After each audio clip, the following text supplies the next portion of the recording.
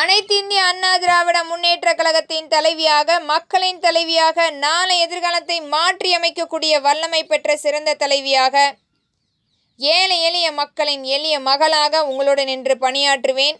அனைத்து இந்திய அண்ணா திராவிட முன்னேற்ற கழகம் என்றென்றைக்கும் மக்களுக்குரிய கட்சி, மக்களுக்காகவே ஏற்படுத்திய கட்சி. இன்றைக்கும் திறன்பட அனைத்து குழந்தைகளுக்குரிய கல்வி தகுதியை மேம்படுத்தி கொடுக்கப்பட வேண்டும் என்பதற்காக நாம் மீண்டும் மீண்டும் வலியுறுத்தி கொண்டிருக்கிறோம். சட்ட ரீதியாக ஆனால் மேலும் மேலும் குழந்தைகளுக்குரிய திட்டத்தை நிராகரித்து கொண்டிருக்கும் தமிழக அரசும் மத்திய அரசும் இதை மேற்கொண்டு கல்வி திறனை மேம்படுத்தி கொடுக்கப்பட வேண்டும். ஆனால் நிராகரிப்பு மட்டுமே நடந்து கொண்டிருக்கிறது. அனைத்து இந்திய அண்ணா திராவிட முன்னேற்ற கழகம் ஆட்சி அமைக்கும் போது இந்த அரசு பாதுகாவலன் தொழிற்கல்வி சட்டம் முறைப்படுத்தி மக்களிடத்தில் கொண்டு வந்து குழந்தைகளுக்குரிய அத்திட்டமாக மாற்றப்படும்.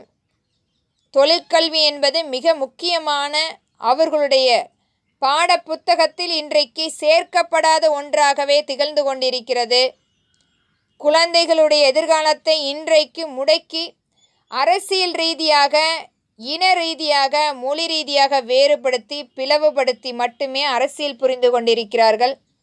இதற்கு ஒரு தடை சட்டமாக அரசு பாதுகாவலன் தொழிற்கல்வி சட்டம் முறைப்படுத்தி அனைத்து குழந்தைகளுக்கும் சமமான திட்டமாக கொண்டு வந்து செயல்படுத்தப்படும். இத்திட்டத்தின் மூலம் எத்தனையோ குழந்தைகளுடைய வாழ்வாதாரம் மிகப்பெரிய அளவில் மாறுதல் வரும் என்பதை திறன்பட வலியுறுத்துகிறேன். நன்றி.